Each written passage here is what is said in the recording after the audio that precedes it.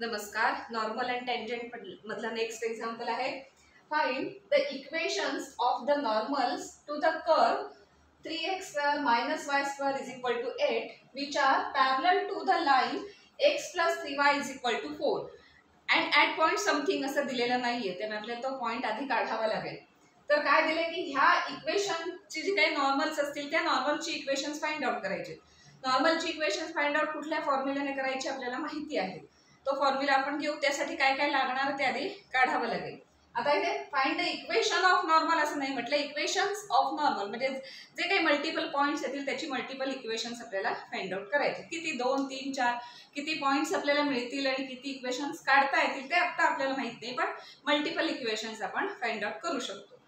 आता information additional काय दिले, which are parallel to the line x + 3y = 4. काय पॅरलल आहे, तो कर्व त्याला पॅरलल नाहीये. तो कर्व बघितला तर हा क्वाड्रॅटिक इक्वेशन आहे आणि हे लिनियर इक्वेशन एकमेकांना नाही पॅरलल. तर त्याची नॉर्मल जी येणार आहे, जी तुम्ही इक्वेशन फाइंड आउट करणार त्या सगळ्या नॉर्मल्स काय असणार आहेत, या लाईनला पॅरलल असणार आहेत. आणि हा ॲप्लिकेशन ऑफ डेरिव्हेटिव्ह dy/dx जेव्हा बघितलं, dy/dx म्हणजे स्लोप ऑफ टँजंट. तर जो स्लोप असतो तो पॅरलल लाईन्स असतील तर त्या पॅरलल लाईनचा स्लोप सेम असतो. तुम्ही नुसता ग्राफ बघितल्यावर लक्षात येईल, बरोबर आहे की पॅरलल लाईनचा ग्राफ स्लोप हा सेमच असला पाहिजे. सो तो कोणाचे स्लोप सेम असणार आहेत, तर ह्या इक्वेशनचा जो स्लोप असेल त्याला आपण dy/dx म्हणू, आणि ह्या इक्वेशनच्या नॉर्मलचा जो स्लोप असेल ज्याला आपण m' म्हणतो, तो m' आणि हा m हे दोन्ही काय असणार आहेत, सेम असणार आहेत.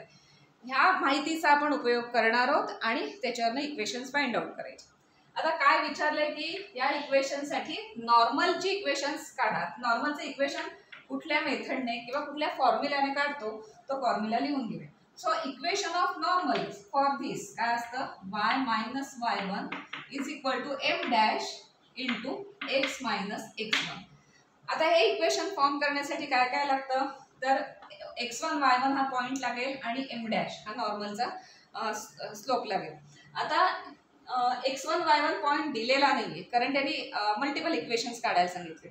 सो मल्टिपल पॉइंट्स आपल्याला फाइंड आउट करावे लागतील. इथे पॉइंट आपल्याला फाइंड आउट करायला लागतील काही ॲडिशनल इन्फॉर्मेशन यूज करून. त्यासाठी काय दिलंय की त्या ज्या काही नॉर्मल्स येणार आहेत त्या नॉर्मल, सपोज असं हे इक्वेशनचा असा ग्राफ आहे आणि ह्या पॉइंटला एक नॉर्मल काढली, इथे या पॉइंटला एक इथे नॉर्मल काढली, ह्या दोन्ही सपोज पॅरलल आहेत. तर ह्या दोन्ही नॉर्मल कशाला पॅरलल असणार आहेत, थर्ड लाईनला कुठल्या, तर x + 3y = 4 या लाईनला त्या पॅरलल असणार. त्यामुळे बघितलं तर ह्याचा स्लोप जो असेल तोच सेम ह्याचा असणार आहे, तोच सेम ह्याचा.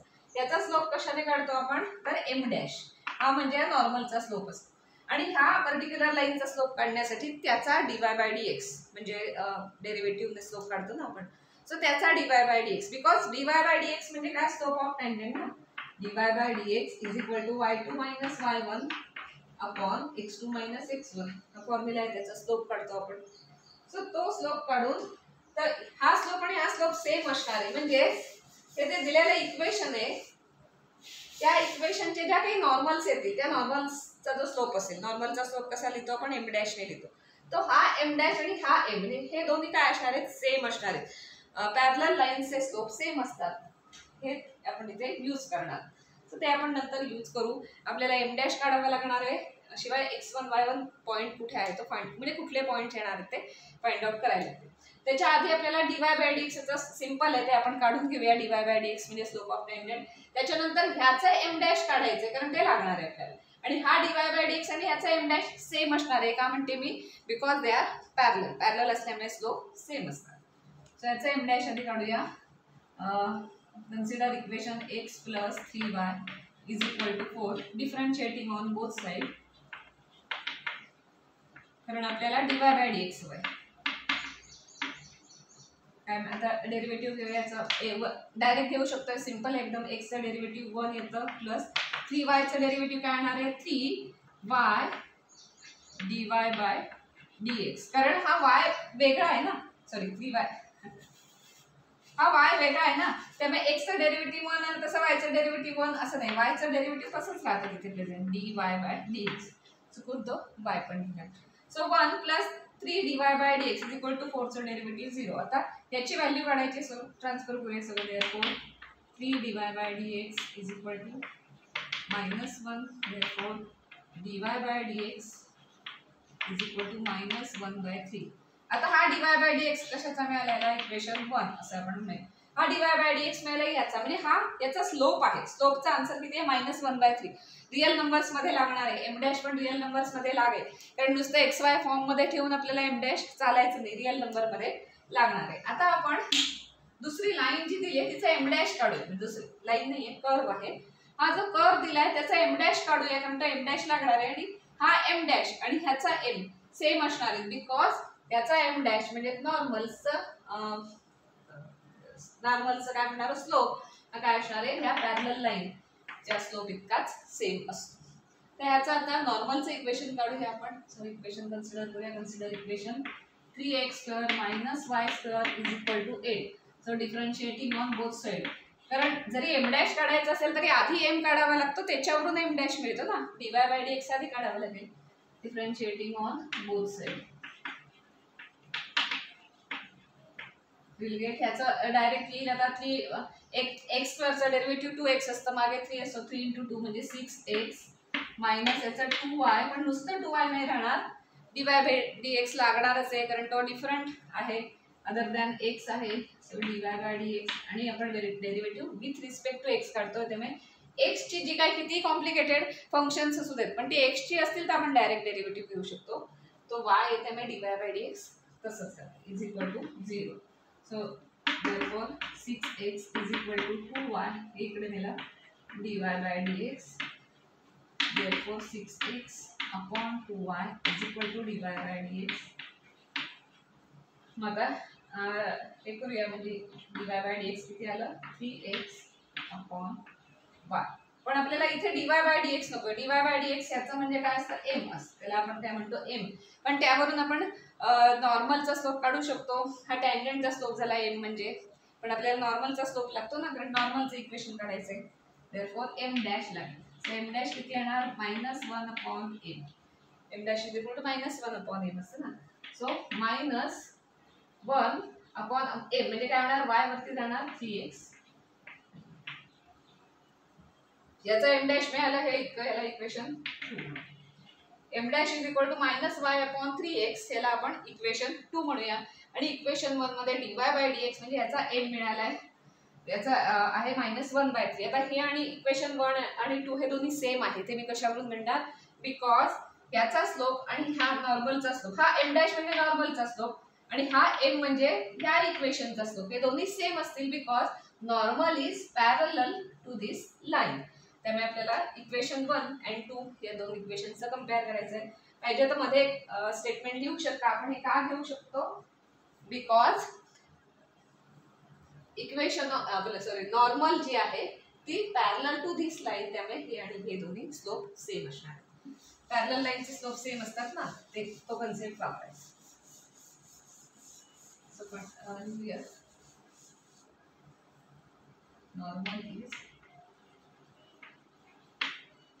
parallel to the line x plus 3y is equal to 4. म्हणजे ह्याचा स्लोप काय आहे हा आणि नॉर्मलचा स्लोप काय हा हे दोन्ही सेम असणार. देअरफॉर dy by dx याचं जे आलंय which is equal to हा m डॅश असणार. त्याच्यावरनं काही आपल्याला पॉइंट्स वगैरे मिळतात का बघूया. म्हणजे काय मिळणार -1/3 is equal to -y upon 3x. तर मायनस मायनस गेलं 3 गेलं म्हणजे काय राहिलं देअरफॉर हा x इकडे आले म्हणजे x is equal to y. आता आपल्याला एक मिळालंय की x is equal to y. इथे कुठेही म्हटलं तसं पॉइंट दिलेला नव्हता. जो आपल्याला x1 y1 लागतो तो पॉइंट दिलेला नव्हता. पण x is equal to y या इक्वेशनच्या आधारे आपण तो पॉइंट फाइंड आउट करू शकतो. एकच येतोय का खूप पॉइंट्स येतात ते आपण बघूया. तर x is equal to y त्याच्यावरनं आपल्याला या इक्वेशनचा यूज करून पॉइंट्स आधी फाइंड आउट करायला लागतील. ते पॉइंट्स वापरून आता m डॅश मिळालेलंच आहे आपल्याला. m डॅश ची व्हॅल्यू काय होती तर ही -y अपॉन 3x. त्याच्यावरनं आपण m डॅश ची रिअल नंबर मध्ये व्हॅल्यू काढूया because x and y form मध्ये आपण ठेवून चालणार नाही. आपल्याला त्याचे इक्वेशन फॉर्म करायचे पुढे x1 y1 असणारच आहे. सो ह्या m डॅश ची y आणि x च्या फॉर्म मधली व्हॅल्यू ती आपण नंतर रिअल नंबर्स मध्ये पण काढू. आता सुद्धा काढता येईल, कारण जी एक्स असेल ती वाय असेल, त्यामुळे एक्स 1 घातला आणि वाय 1 घातलं तर हे दोन्ही जाईल आणि एम डॅशची व्हॅल्यू -1/3 येते. लिहू नंतर. आता x = y हे मिळाले. या इक्वेशनचा यूज करून आपल्याला पॉइंट फाइंड आउट करायला लागेल, कारण अजूनही एम डॅश मिळालंय. ठीक आहे, एम डॅशची रिअल नंबर व्हॅल्यू पण मिळाली, काढू शकतो आपण याच्यावर. पण अजून x1 y1 पॉइंट नाही मिळालेला आणि तो दिलेलाही नाहीये त्यांनी. तो मिळाल्याशिवाय इक्वेशन फॉर्म नाही होत. सो आपण याच्यावरून तो आता पॉइंट काय तो काढूया. So x = y. So put x = y in this equation. Put x = y in 3x square minus y square = 4. This काय होणार? Therefore 3x square x = y, y च्या जागी x घालूया minus x square = 4. So 3x म्हणजे 2x square. Sorry 8 आहे ना? हे इथलं चुकून इथे आलं. 8 आहे. 3x square minus y square = 8 आहे. इथे चुकून 4 लिहिलं गेलं. So 2x square = 8. Therefore x square = 2 इकडे नेला म्हणजे 4. पण x square = 4 म्हणजे डायरेक्ट x ची व्हॅल्यू 2 म्हणता येते का? कारण -2 चा पण स्क्वेअर 4 आहे. दोन्ही कन्सिडर करायला लागतील. Therefore x = either 2 or -2. दोन्ही असतील. आता जशा x च्या व्हॅल्यूज मिळाल्या तशा त्या प्रमाणात आपल्याला y च्या पण व्हॅल्यूज घेता येईल. आता इथे काय दिलं? इक्वेशन एक दिलंय बघा, याला इक्वेशन 3 असं म्हणूया. x = y मिळालं आपल्याला हे सगळं सॉल्व्ह केल्यावर. सो इक्वेशन 3 मध्ये काय आहे की जी x ची व्हॅल्यू असेल तीच y ची व्हॅल्यू असणार आहे. त्यामुळे याच्यातनं y च्या पण व्हॅल्यूज आपल्याला काढता येतील. So whenever x = 2 implies y also काय असणार आहे? x = y म्हटले ना, y = 2 असणार. Therefore point will be 2 2. त्यामुळे आपल्याला जो x1 y1 पॉइंट हवा असतो तो आपल्याला इथे मिळाला. पण एकच पॉइंट असणार आहे का? x ची दुसरी व्हॅल्यू पण आहे -2. सो अजून एक पॉइंट पण आपल्याला फाइंड मिळू शकतो. And when x = -2 implies y = -2. So second point is -2 -2. So एक पॉइंट येईल 2 2 आणि दुसरा पॉइंट येईल -2. म्हणून त्यांनी देताना असं म्हटलंय की फाइंड इक्वेशन्स ऑफ नॉर्मल्स. त्यामुळे तुम्हाला जेवढ्या शक्य आहेत तेवढ्या नॉर्मल्स ची अनेक इक्वेशन्स काढायचे. त्यामुळे आपल्याला इथे 2 पॉइंट्स मिळाले. 2 नॉर्मल्सची इक्वेशन्स आपण फाइंड आउट करू शकतो, कारण पॉइंट लागतो किंवा असं आपण म्हणू त्या पॉइंटला त्या नॉर्मलचं इक्वेशन हे आहे असं आपण म्हणू शकतो. तर तो पॉइंट महत्वाचा, ते पॉइंट आपल्याला इथे मिळाले आणि एम ची व्हॅल्यू आपण इथनं काढू शकतो. तर आता पॉइंट मिळालेत आणि एम ची व्हॅल्यू काढून घेऊया. सिमिलरली कारण त्या इक्वेशन मध्ये एम ची व्हॅल्यू लागते आपल्याला.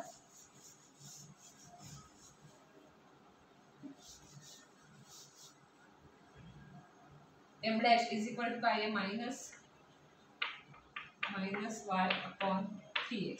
पण फ्रॉम इक्वेशन 3 y आणि x च्या व्हॅल्यू सेम, म्हणजे इथे 1 असेल तर इथे 1, इथे 2 असेल तर 2, इथे 1/2 असेल तर 1/2, जी काय असेल ती सेम असणार आहे. त्यामुळे y = x घातला की -y/3y, कारण y च्या जागी x, x च्या जागी y. So that implies -1/3. So m dash ची रिअल नंबर मधली व्हॅल्यू आली -1/3. पॉइंट्स मिळाले, 2 पॉइंट्स मिळाले. So we can find out 2 equations of normals to this curve. Therefore m dash is equal to -1/3 and points are 2 2 and -2 -2. आता या 2 point साठी 2 equations काढूया. सुरुवातीला लिहिलं तर equation of normal is, formula माहिती आहे आपल्याला, equation of normal is given by y minus y1 is equal to m dash into x minus x. आता एकासाठी हा एक पॉइंट घ्यायचा, एक इक्वेशन फॉर्म करायचा, नंतर हा पॉइंट घ्यायचा, दुसरं इक्वेशन फॉर्म करायचं. अशी 2 इक्वेशन्स मिळतील आपल्याला. So first y minus y1 2 2 हा पॉइंट घेऊया, म्हणजे y minus 2 is equal to m dash -1/3 into x minus हा 2 2 पॉइंट घेऊया आधी, त्याने इक्वेशन एक फॉर्म करूया.